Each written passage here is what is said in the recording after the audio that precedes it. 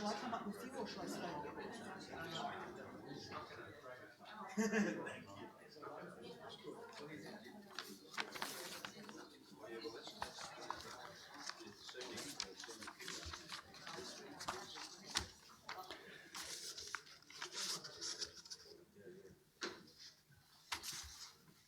Hello, can you hear me? Excellent. We've tested the microphone then, that's a good start. Welcome to the National Library of Australia. I'm Martin Woods. I'm a Director of Curatorial and Collection Research here at the Library.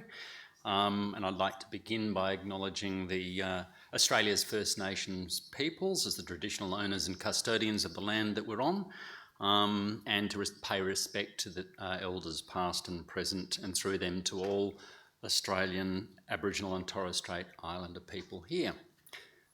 Thank you all for attending this afternoon's presentation by Dr. André Brett, one of our 2021 National Library of Australia Fellows. André's fellowship is one of 3 this year, which have been funded by the Stokes family, and we thank them for their generosity and ongoing support of the Library's fellowships programs.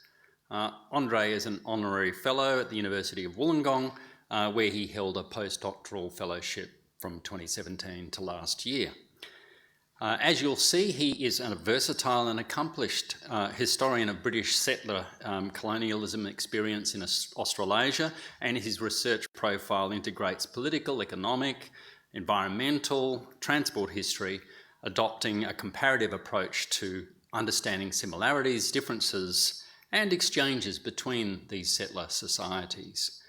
André is the author of 3 books, most recently No End of a Lesson, about the unification of Australia's system of higher education, along with Stuart McIntyre and Gwilym Croucher, published in 2017.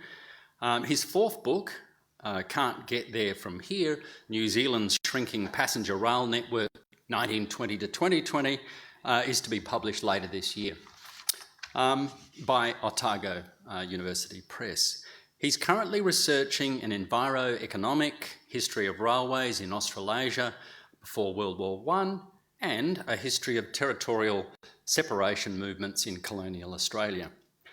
André's fellowship project, entitled Scars in the Country, Railways in Australian and New Zealand Environments 1850s to 1915, seeks to redefine our understanding of how railways interacted with Australasian landscapes, exposing the tensions between economic growth and environmental change and how these intersect in large nation-building railway projects. Please join me in welcoming Dr. André Brett. Thank you.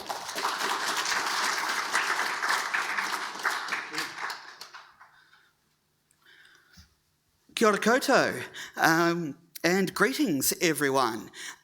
Whether you are watching online or here in person, thank you for coming, and thank you to Martin for that very generous introduction. And in particular, I'd like to express my sincere gratitude to the Stokes family for their munificence that has allowed me to do the much of the research you are about to hear today. I would like to begin by acknowledging that we're on unceded Ngunnawal land, and that normally I live and work on the equally unceded lands of the Dharawal people in Wollongong. Now, I'm a Pakeha New Zealander. Pakeha came across the oceans and signed Te Tiriti Waitangi with the Māori people, tangata whenua o Aotearoa, and to those who are striving for similar forms of recognition over here, I would like to say kia kaha, be ever strong. So I would like to commence today's talk with another visitor to these shores, one W. Anderson of the US, who visited Sydney for 2 months in early 1880. His diary in the special collections of the National Library makes for rather lively reading. Near the end of his stay, he summarised his impressions of the city. Sydney, he wrote, was probably originally laid out and surveyed by a person who had formed the habit of indulging in intoxicating draughts early in life. Streets begin anywhere and end nowhere in particular. There are further acerbic observations in his diary, yet on leaving he wrote, "I bid goodbye to Sydney with considerable regret. The city is old fogyish but full of interest. It is 20 years behind the times, yet full of novelties." A highlight of Anderson's visit, one he described with unqualified enthusiasm, was a journey by train. "A railway trip," he wrote, "was suggested to me by almost every acquaintance as being the ne plus ultra of excursions, both for views of sublime and picturesque scenery, as well as experiencing the triumph of engineering skill as exhibited in the ascent of the railway over the Blue Mountains." So, Anderson made a day trip to Lawson. After passing Emu Plains Station, he wrote that "we are face to face with the Blue Mountains. Here our locomotive begins to puff and tug, and we commence the ascent of the Little Zigzag, going from side to side in short distances on the face of the mountain until we have risen 700 feet above the plain." At the top, Anderson looked back from the last carriage and marvelled at what he called the giant ladder, which had rendered our ascent comparatively easy. The Little Zigzag up Lapstone Hill is just one of the extraordinary interventions made by railways in the Australasian landscape. A zigzag is when a railway line surmounts a steep slope with switchbacks. A train travels forward along the first leg, reverses up the second, and then continues up as many more as necessary. Now, as the Little Zigzag's name might suggest to you, it was the lesser of two on the main Western line from Sydney to Bathurst and beyond. Here is Lithgow's Great Zigzag. Now, I should say I'm following what another NLA fellow, Elisa Bunbury, did last week. In all pictures that are from the National Library collections, I've put the captions in yellow to highlight them. So if you see yellow, it's from here. And so this is Lithgow's Great Zigzag, and it was even more dramatic than the Lapstone one. As you can see, it involves three viaducts as well as a tunnel, and survives as a heritage railway today, which is great. So whether trying to pass through mountain ranges or cutting across river plains, railways modified and were modified by landscapes throughout Australia and New Zealand. Colonial governments harnessed railways to grow economies and bring commodities to profitable markets. And the larger the networks grew, the more railways and environments acted upon each other. I'll begin today's talk by outlining my project scope and then work through a series of themes. The role of railways in colonisation and economic growth, the demand railways generated for resources, the interaction of railways with water and dry environments, the challenge of mountains, and finally, reflections on the environments railways themselves created for passengers and workers. So, the scope of my research encompasses Britain's 7 colonies in Australasia, the 6 that federated in 1901 as the Commonwealth of Australia, plus New Zealand. Australian railway historiography is heavily state-bound, and I hope to show the value of a wider view. People often ask why I include New Zealand, even fellow historians, which goes to show Tony Ballantyne was onto something when he wrote about the anachronistic deployment of the nation-state. It would be highly anachronistic to exclude New Zealand, as the 7 colonies formed a heavily interlinked world. The colonial railways certainly saw themselves as sharing a common space. This New South Wales Railways weekly notice in 1901 conferred the General Manager of New Zealand Railways with a gold pass, just like the other heads of Australasian Railways. These men were part of one professional world. exemplified in semi-regular intercolonial conferences. There is no reason to exclude New Zealand that would not also exclude Western Australia, or for that matter, Tasmania. Now, my research focuses on government railways, and that's for two practical reasons. First, although each colony had some private lines, in all instances, the government networks formed by far the largest networks. Second is simply to keep the project manageable. I've visited every state archive and library, plus all 4 offices of Archives New Zealand, and this fellowship has given me the valuable push to bring everything together in comparative context. Now, my time frame begins in the mid-1850s. That's when Victoria opened the first steam railway in Australasia in 1854, and most of the other colonies followed quickly. Networks expanded rapidly because railways were the quickest, most reliable mode of transport. I take my study through to the 1914-15 financial year, after which the hardships of World War I and the rise of motorised transport changed the course of railway history. Now, that said, I do make some forays beyond 1915 when it suits the narrative, especially for the Trans-Australia Railway, which, as you can see here, is the blue line across the Nullarbor on this map that was produced in 1921. The Transcontinental Line was one of the few major projects pushed on during World War I, opening in 1917. So, other than that one blue line, this map gives a pretty fair representation of the railway network in 1915. It is from a Royal Commission on a uniform track gauge, the distance between the rails. Now, that's not a subject of my research, but it's important to mention here, especially for those of you who are not railway enthusiasts. And with apologies to rail fans who persist with imperial measures, I was born well after metrification, so this is a 448.5 free zone. Australia's railways were built to 3 different gauges.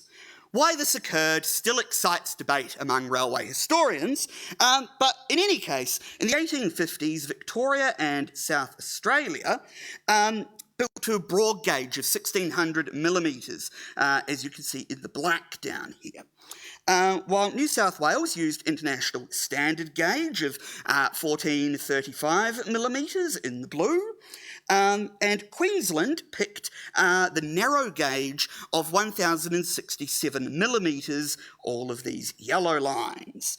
And that was to save money surmounting the Great Dividing Range, a good example of the landscape influencing engineering choices.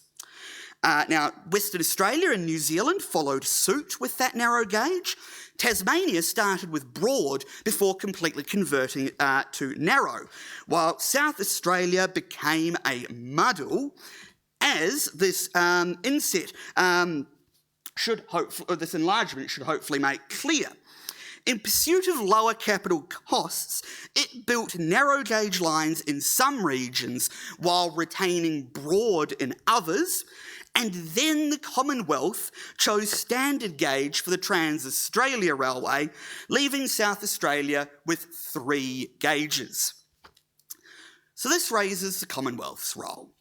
Although railways featured prominently in Federation debates in the 1890s, they did not pass to Commonwealth control and remained in state hands after 1901. The Trans-Australia Railway, however, was a Commonwealth responsibility, and it later operated other lines in South Australia, Northern Territory, Tasmania, and right here in Canberra. So you might be wondering what New Zealand railway network looked like. So here it is in 1920. Similarly, there wasn't a whole lot of additions added in World War I, so this is fair representation at the end of my period. These maps are from a book that I'm about to publish in collaboration with mapmaker Sam de Vierden, called Can't Get There From Here, New Zealand's Shrinking Passenger Rail Network.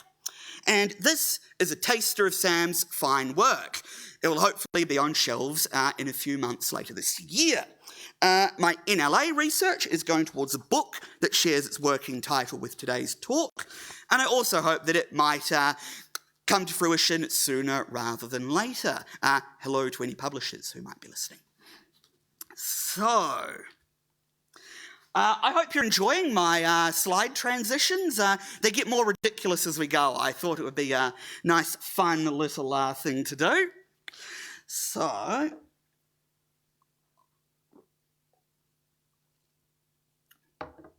let's talk about the settler economy. While I've been here at the library, I have spent much time on the microfilm machines, going through annual reports and weekly notices. In an 1859 report, Ben Martindale, New South Wales Commissioner for Internal Communications, set out one rationale for rail transport. An advantage in the construction in a new country of railways on a great scale is that by inducing immigration, it supplies that great want, population. An apparently lavish outlay may result in the rapid increase of the real wealth of the country. Julius Vogel, one of the most influential colonial politicians, made a similar pronouncement in 1870 as Treasurer of New Zealand.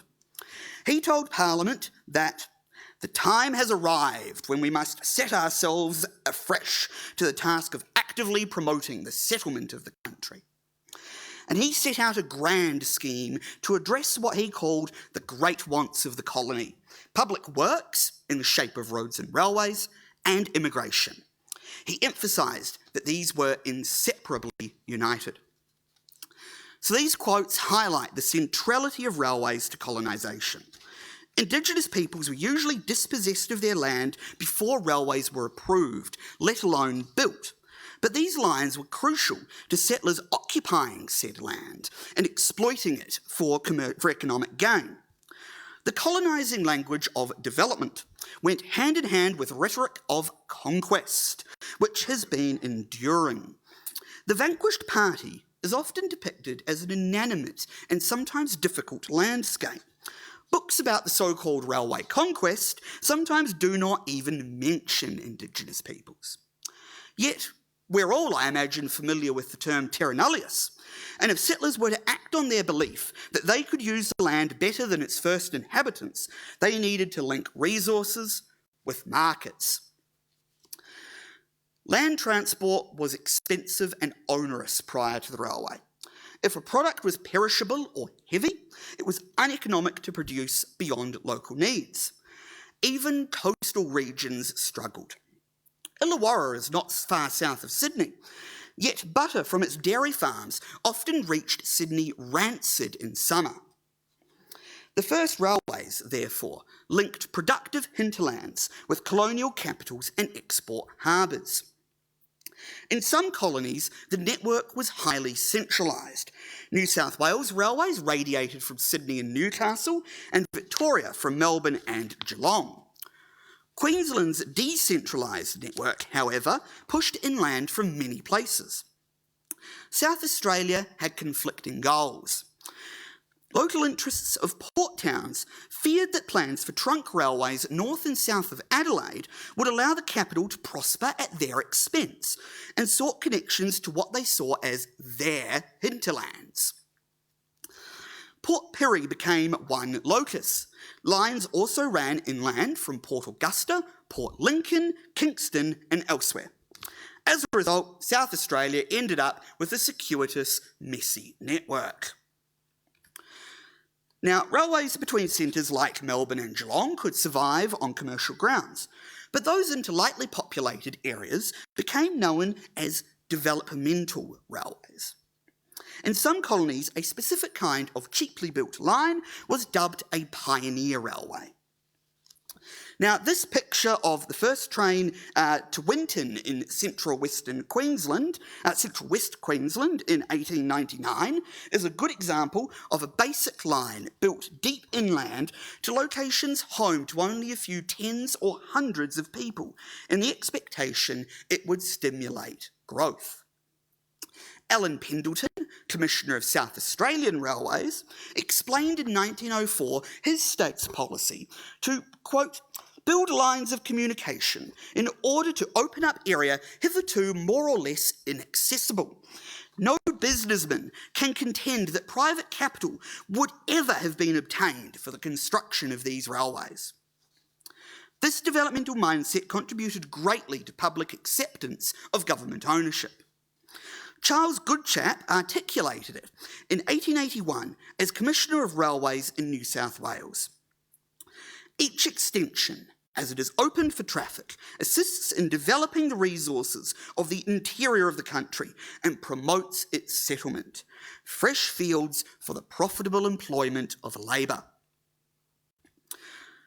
So instead of accruing profit, if railway income exceeded working expenses, settlers expected this to be returned in the form of cheaper rates and fares. Colonial railways were common carriers that conveyed anything and everything.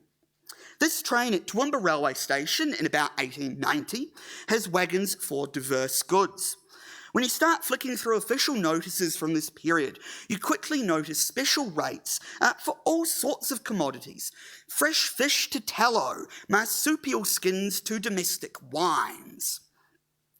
There are occasional passive-aggressive instructions to crews to drive livestock trains more carefully because of complaints that cattle were injured in transit, or that drovers giving water to sheep on hot days were nearly left behind when trains began moving with little warning. So Warwick Frost has coined the term wet frontier to describe the heavy forests along Australia's east coast, from Tasmania to northern Queensland, and it could also be fairly applied to much of NZ.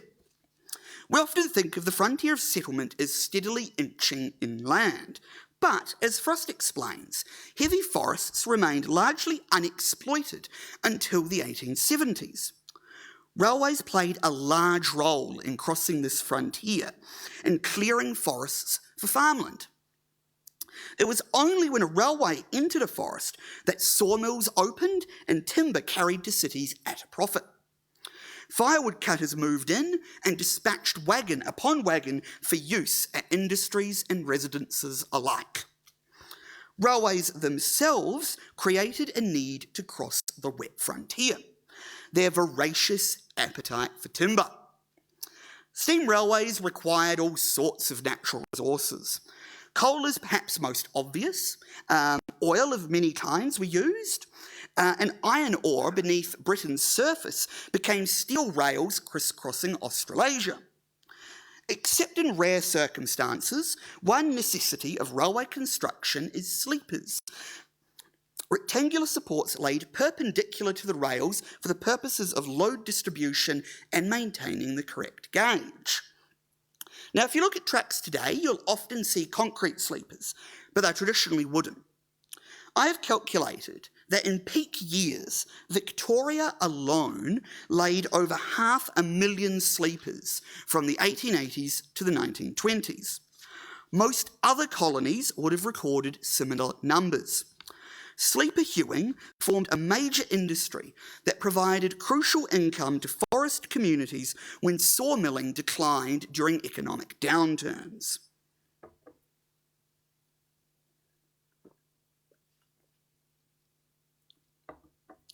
Now, sleepers in the colonial era were expected to last 15 to 30 years, and engineers experimented to find a balance between cheapness and durability. When a Royal Commission called engineers from each state in 1914, they hailed red gum and ironbark as the best timbers. Western Australia's railwaymen quickly discovered that carry sleepers suffered dry rot, attracted white ants, and had to be replaced within a decade. They preferred to exploit jarrah forests, like the one pictured here on the left, and cut millions of sleepers from them. Where possible, railways saw sleepers from forests near a line under construction or repair, but often local timber was unsuitable or only available in small quantities, so sleepers were imported from other colonies or even from across the globe. South Australia bought large quantities of jarrah sleepers from WA, and New Zealand imported over 200,000 of them in the 1873-4 financial year alone. These sleepers lasted, but New Zealand had a much worse experience with Oregon pine. In 1879, it had to replace sleepers in the South Island that were laid just 3 years earlier. Now, in Northern Australia, white ants were such a problem that experiments began with steel sleepers in the 1880s. South Australia handed the Northern Territory to the Commonwealth in 1911, and the picture at bottom left shows a federal parliamentary party visiting the Darwin Railway workshops a year later. They're viewing a piece of timber that white ants had attacked, which revealed why the line had been built with steel sleepers from the start in the late 1880s. Queensland Railways had, at the same time, laid steel sleepers on the Normanton to Croydon Railway near the Gulf of Carpentaria. Capital costs were much higher than wood, but a quarter of a century later, the men responsible for their maintenance had only praise. So the sleepers had endured, providing a smooth, quiet ride. As you can see at top right, steel sleepers remain in use at Normanton. Now, anyone who has spent time in Northern Australia knows that when it rains, it pours. Dry riverbeds become swollen torrents. Railway engineers faced a dilemma: whether to build expensive bridges well above known flood levels, or place them lower and design them to withstand floods, accepting suspensions of services when waters rose. This was often a trial and error process, as the hydrological conditions of Northern Australia and many other regions were unfamiliar to British trained engineers. Queensland Railways often chose low-level bridges, and an early example was on the Central Western Line from Rockhampton to Longreach. In 1878, Queensland Railways Commissioner Arthur Herbert wrote that a bridge above the reach of unusual floods would be an unnecessary expenditure, because floods also made nearby roads impassable, and the railway wouldn't lose traffic to any competitors. This set a pattern for the large networks that sprawled inland from Rockhampton and Townsville, as well as the lines emanating from Cairns, Cooktown and Normanton. Although water could force lengthy delays to services, railways became a lifeline in the wet season, able to resume operations quickly. Now, the Burdekin River posed special challenges. Pictured is the Inkerman Bridge on the North Coast Railway line that links Townsville with Brisbane. Here, engineers did not even believe they could build a high bridge, as the foundations are sand. This bridge opened in 1913. Earlier, in 1882, the Great Northern Railway from Townsville to Charters Towers crossed the Burdekin inland at Macrossan on a low bridge originally built for a road. T.H. Annett, Chief Engineer of the Northern Division, reported that floods in early 1890 peaked over 15 metres above the Macrossan Bridge. Damage was slight, but priorities had shifted.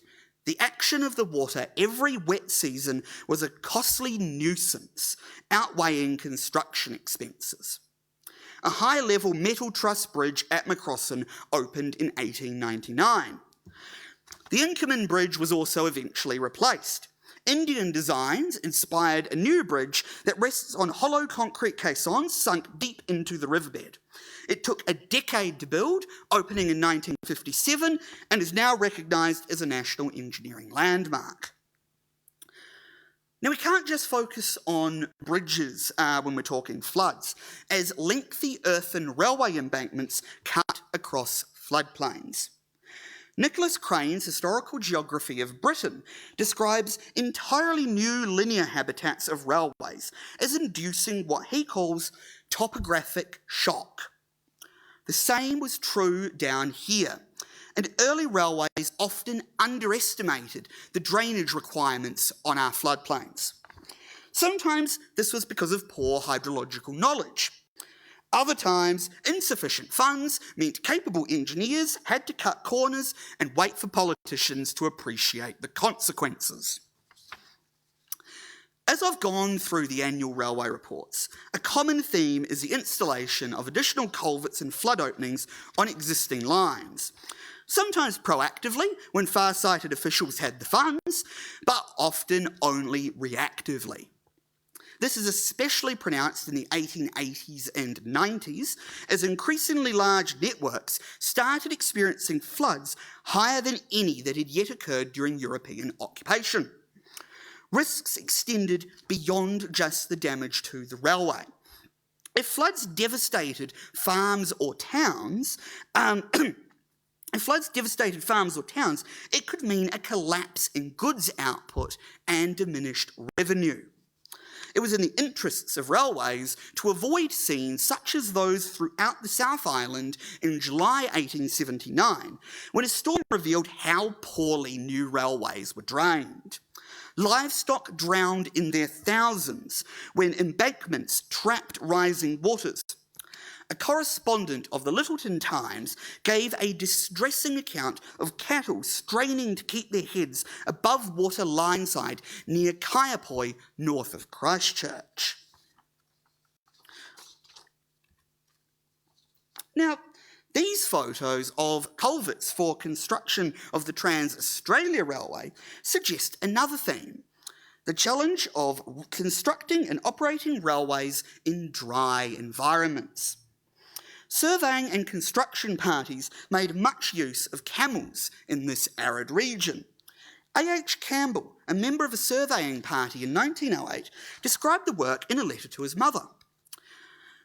"There are 93 camels on the job. Rather a lot, you might think, but then we have stores for the whole trip, not to mention our water cartage, which is most important of all." Without the hardy camels, the surveyors would have faced far greater difficulties.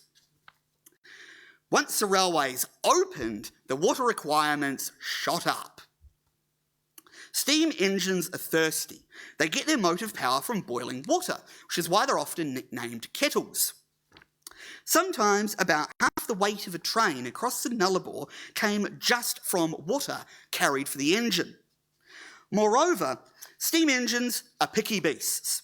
You can lead an iron horse to water and you can make it drink, but you might not like the consequences. Water corrodes locomotive boilers, and the physical properties of water affect the rate of corrosion. Industrial demands like this altered how water sources were understood. Potable water that sustained vibrant ecosystems was now unsuitable and needed treatment. On the Nullarbor, the challenge was simply to obtain any water at all. Some bores tapped salty water, which was bad news indeed, so condensers boiled and then condensed it into water suitable for use, although still quite corrosive. This process was hugely expensive, so only in Geraldton, 400 kilometres north of Perth, on WA's state network, did engines slake their thirst with condensed water for decades on a large scale. Now, perhaps the most remarkable attempt to solve the water problem was that of scientist Graham Balsillie. The NLA holds his papers from so-called rain-making experiments in 1916 at Bookaloo on the Trans-Australia Railway, 80 kilometres northwest of Port Augusta. Balsillie hated the term rain-making. He did not believe he could conjure water from clear skies, but he hoped that static electricity discharged in the atmosphere when certain cloud formations were present would stimulate more particles of water to fall as rain. He claimed the experiments were a success. Every time he operated his apparatus for over 6 hours, rain followed. Other scientists, however, were dubious that there was actually any causation here.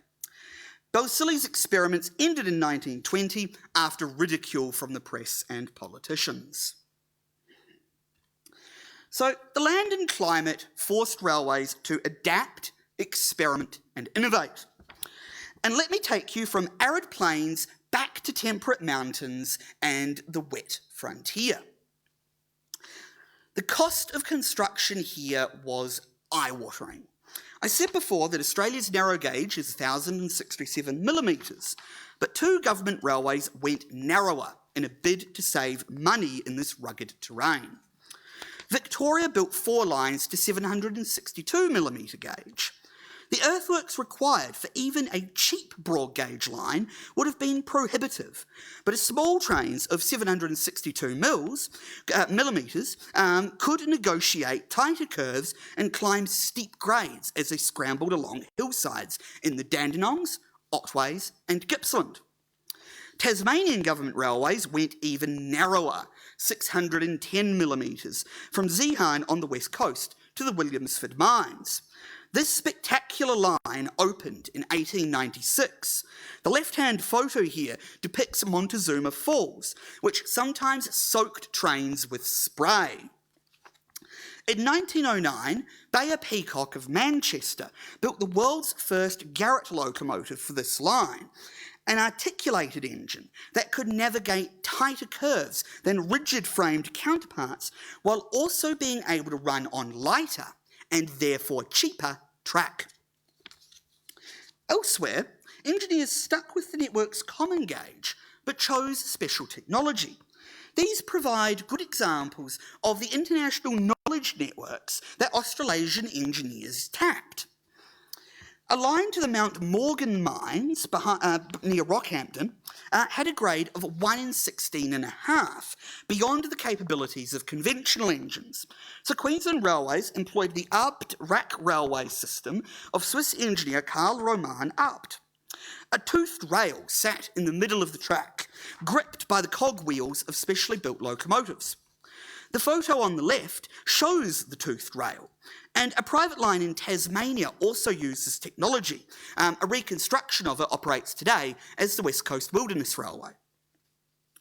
In New Zealand, engineers went for the FELS system for the railway across the Remataka Range from Wellington to the fertile Wairarapa region. This route was even steeper, with a ruling grade of 1 in 15, so John Carruthers, head of the Public Works Department, settled on the third rail system of English engineer John Barraclough Fell. Locomotives gripped a raised centre rail with horizontal wheels, and despite fears of a runaway, none ever happened. The weather posed greater challenges. In 1880, a gust belted around a notorious curve called Siberia, sweeping 3 carriages of a train off the rails. The Fell engine gripped its centre rail, but the wind tore the body of one carriage from its base, killing 4 people. Such severe weather prompted New Zealand Railways to erect windbreaks at Siberia and other locations. This was the only fatal accident from this extraordinary line's opening in 1878 until a tunnel nearly 9 kilometres long bypassed it in 1955. And New Zealand is home to some of the most remarkable railway tunnels in the world. In 1861, construction began to link Christchurch with its harbour, Lyttelton. Now, as you can see from the left-hand picture, the Port Hills form a formidable barrier. Canterbury Province, then home to only 16,000 people, boldly authorised the world's first tunnel through the side of an extinct volcano. Trains began running through this 2.6 kilometre hole in 1867. Now, if that wasn't enough, engineers then had to figure out how to cross the Southern Alps to link the east and west coasts of the South Island. Work began on this enormous project in the mid-1880s, but boring a hole through the main range did not start until 1907. At over 8.5 kilometres long, the Artera Tunnel was the 7th longest in the world and the longest in the British Empire when it opened in 1923. It was also New Zealand's first electrified railway and the second in Australasia, after Victoria began sparking Melbourne's suburban network in 1919. Artera was electrified for a simple reason: smoke pollution. Steam railways created their own environments, and tunnels were most notorious. If you look at the bottom middle of the photo of Heathcote Station, you can see a train emerging from Littleton Tunnel belching smoke. In May 1895, Canterbury's district traffic manager wrote to the National General Manager. "Complaints," he said, "are being made by passengers of smoke in the Little Tunnel. Some days it is particularly offensive." Discussion, however, went nowhere. Some officials actively downplayed the problem.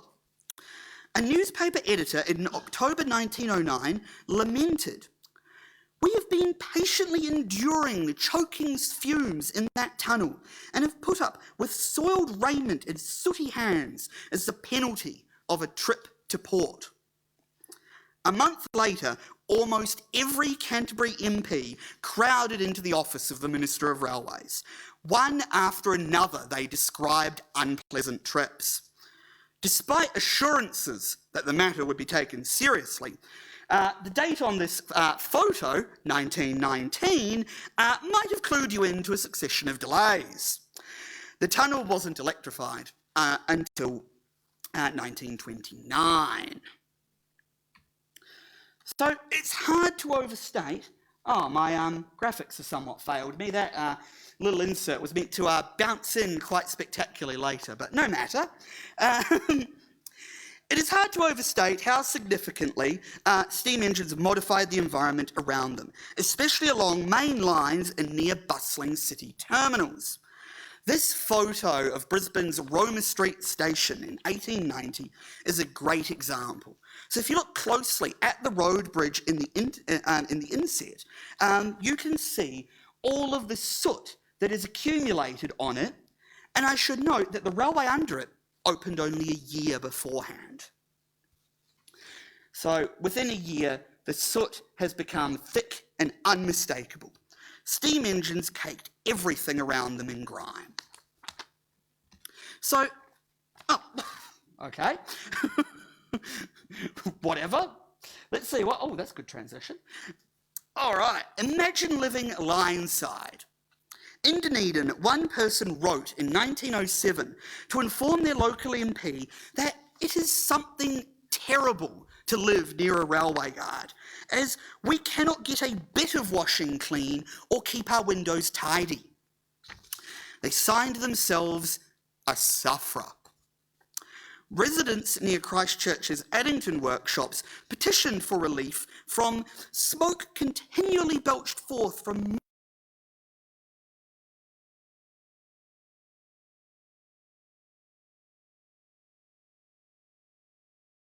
Now, I can't be sure if this is actually true, but it's a good of a man who purchased a white cow and the next morning thought somebody had stolen it and left behind a black cow. The man allegedly spent 2 days searching for his white cow until heavy rain washed away the soot. Now, the environment for workers was even more unpleasant.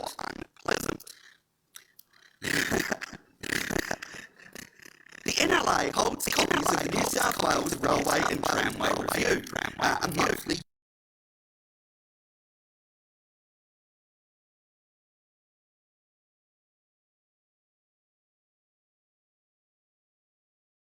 fires which discharge all of their smoke into the shop, having no chimneys or other outlets.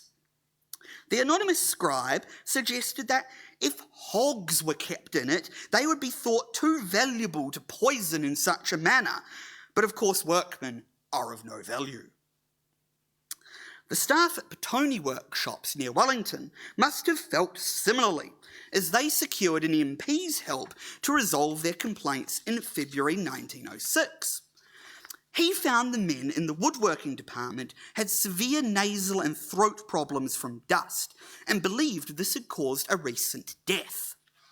The men got a new ventilation system, but matters of health and safety resolved slowly. Deliberations on this matter took 9 months.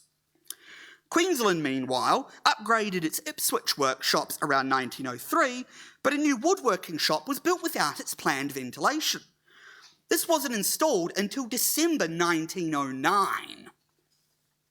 Now, that same month, an accident on the other side of the continent underscored that these working conditions were highly flammable. The paint shop at Midland Junction, east of Perth, caught fire while crowded with 25 carriages and wagons, all of them burning to the ground. Worse, the WA Government Railways had let its insurance policy lapse mere days beforehand, as it had balked at a new higher premium. It couldn't even plead that this was unforeseen. Workshop fires weren't uncommon. Just 6 years earlier, the entire stock of paints and varnishes at Hobart fueled a fierce blaze. On that occasion, at least, the rolling stock was saved. So, the railway environment today is almost unrecognisable. Diesel and electric traction have transformed the line-side experience. Railways are well adapted to a decarbonised future. No form of transport can exceed the energy efficiency of steel wheels on steel rails. Now, the sounds and smells of steam trains evoke nostalgia. The first locomotive to run into the ACT on revenue service, New South Wales Railways 1210, is a star attraction of the Canberra Railway Museum. Now, I haven't had a chance today to touch on other long-gone aspects of the passenger environment, such as gloomy night trains lit with stinking oil lamps, or the major auditory changes. But if you want a sample of my work on railway soundscapes, please check out my article on Illawarra Railways that's coming out in the first issue of the Journal of Australian, Canadian and Aotearoa New Zealand Studies next month. Best of all, it will be open access. So I hope, though, that nonetheless I've entertained you with transitions like that. And nonetheless that today I've given you some glimpses of how economic imperatives interacted with the environment. Settler colonialism required railways to exploit resources and bring them to profitable markets. Yet, as railways stretched across the landscape influenced them. Engineers and scientists innovated and adapted to floods, mountains, and seemingly waterless plains. And as coal trains rattled from mines and expresses rushed between cities, they created environments of their own. Even lines that are now closed have left reminders, from new habitats in overgrown cuttings to abandoned tunnels of glowworms and embankments that still influence local hydrology. The scars in the country are indelible. Thank you.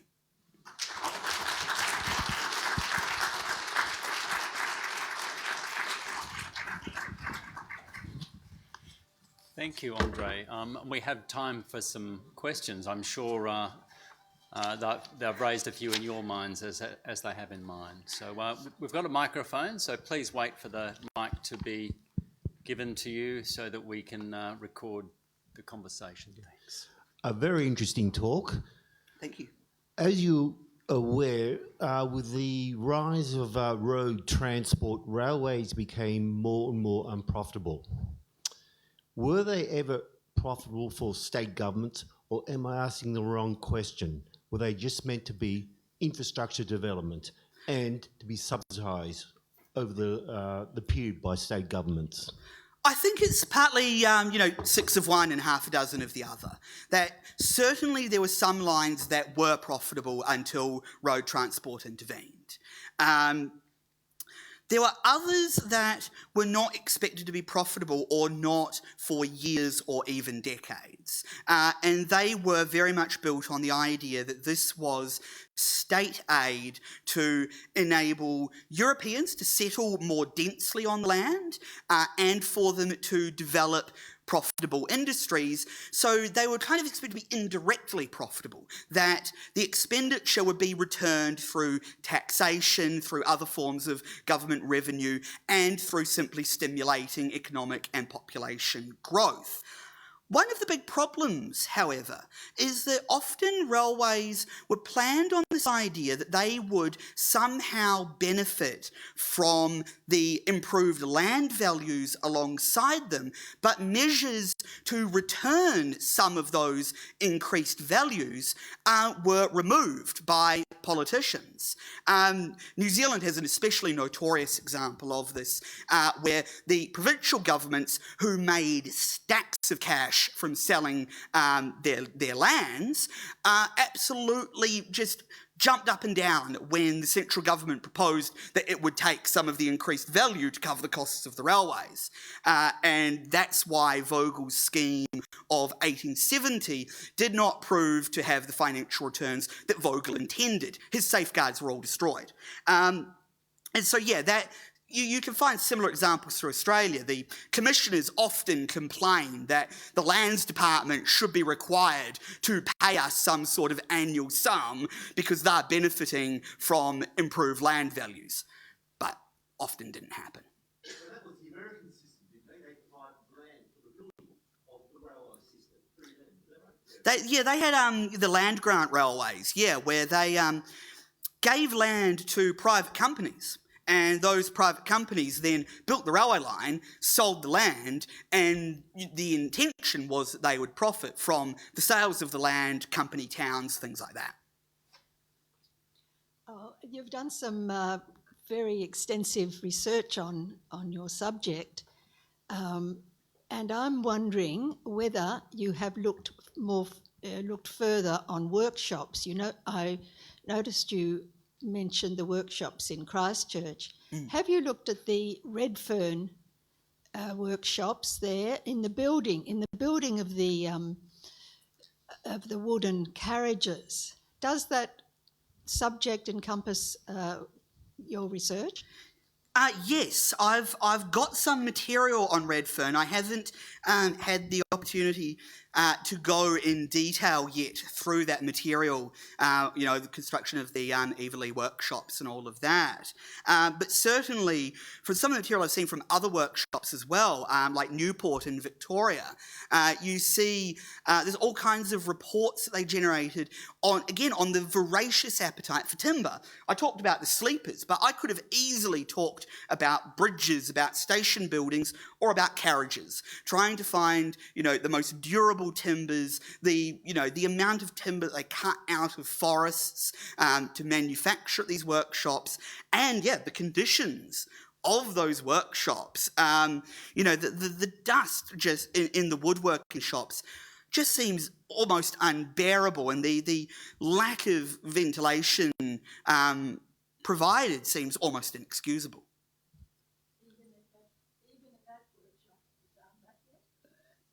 At where, sorry? No, I still need to go through the material I've collected for Everley. Yeah. I've got one if I can, up here. Thank you for a very interesting talk. A couple of questions if I can, or one. The first one's sort of a comment on the first question you were asked about the profitability of the railways. The way that the railways raised revenue was by charging passengers for trips and charging for tonnages carried.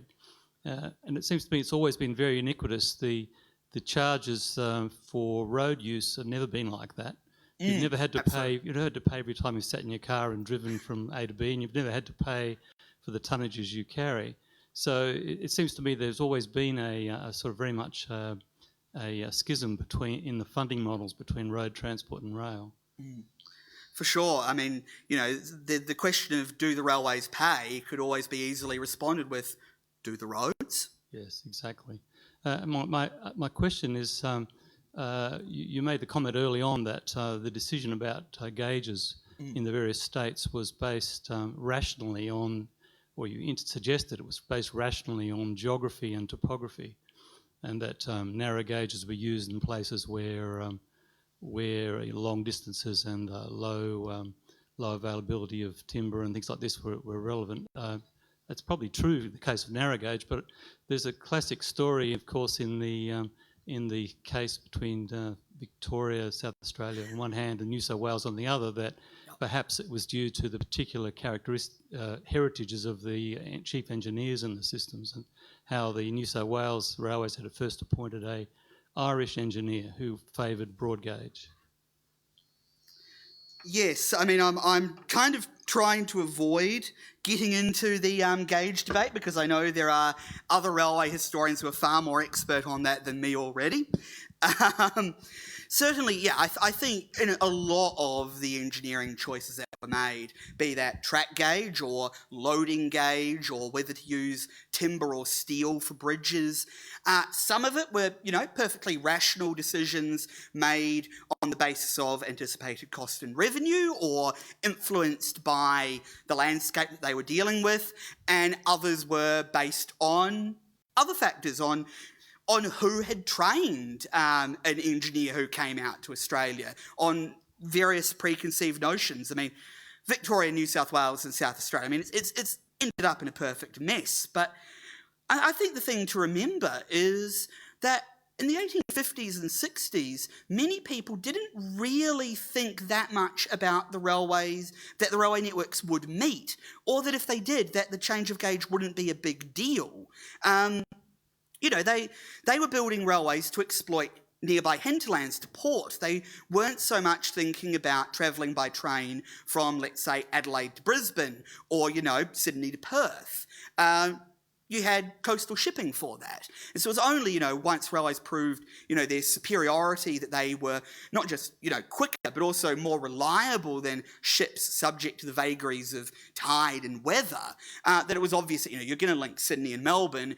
And the fact that you had to change trains, often in the middle of the night, freezing cold in the dead of winter, was really inconvenient. Excuse me, can we wait for the microphone? Sorry, could you just wait for a microphone to get to you? Sorry, thank you. I suppose this is my question. You seem to have avoided a major economic question, which I've done a bit of research on. Apparently, wide gauge is about 3 or 4 times as economic and profitable as narrow gauge. In fact, I'm very surprised that the Queensland railway system made any money at all. Even though they're cheap to build, they were totally unprofitable because they were too narrow. And even from even comparing the standard gauge in New South Wales, the cost of running the standard gauge is about at least twice as high as cost of running the wide gauge in Victoria. And even for example, in New South Wales, you had to have engine repair sheds halfway along the line between Sydney and Albury. Now, if you had a wide gauge, you wouldn't need to repair the engines at all along that track. So have you actually looked at the economics of the various widths and compared the economics of the different widths of these gauges? Evidently not as closely as yourself, so I'd perhaps defer somewhat on that regard. But I think what I would say in that regard is Queensland, New Zealand and the others that went with 1,067 millimetres, they were so fixated on saving capital costs that often the ongoing annual costs weren't considered, and ultimately in the long term it would have been cheaper to have perhaps built with a wide gauge. It might have also stopped some of the especially grossly unprofitable political railways in lightly populated areas that were never going to be densely populated, might have stopped them from being built in the first place. Certainly some of the railways that became unprofitable in the 20th century were a good idea in 1880, but there were a few, I'm thinking of some specific lines, that were just a bad idea even in an era when roads were essentially muddy tracks. So, if you're building with a wider gauge with higher capital costs, it might have given a stronger argument to not build them than when it was, cheaper to do on narrow gauge. we have time for just one more question. I just want to make a comment on the previous speaker or previous person. In some respect, we pay a lot through our indirect tax at the petrol bowser, which is most of that price we pay for petrol is an indirect tax that goes to government, right? And of course, a lot of motorist associations like the NRMA complain that money is not more should be spent on our road system. That's all. Thank you very much. We won't go further into the debate between rail and road. It's a very interesting one and still very current. But look, if you've enjoyed the presentation, please join us again on Wednesday the 2nd of June when Dr. Judith Crispin, Library's 2020 Honorary Creative Art Fellow for Australian Writing, will speak about her fellowship topic, Tracking Charlotte. This presentation will follow the story of Judith's journey to find the truth about her ancestry, the hidden generations, and how she came to write an imagined biography of her grandfather's grandmother, Charlotte Clark, informed only by orally transmitted anecdotes, entries in a ledger, a single photo, and the drawings of Charlotte's countryman, artist Tommy McRae. For now, please join me once again in thanking Dr. André Brett for today's wonderful presentation. Thank you.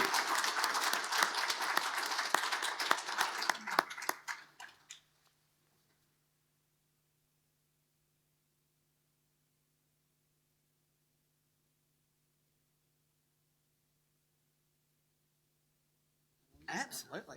Yeah. The year of, thank you very much for your talk.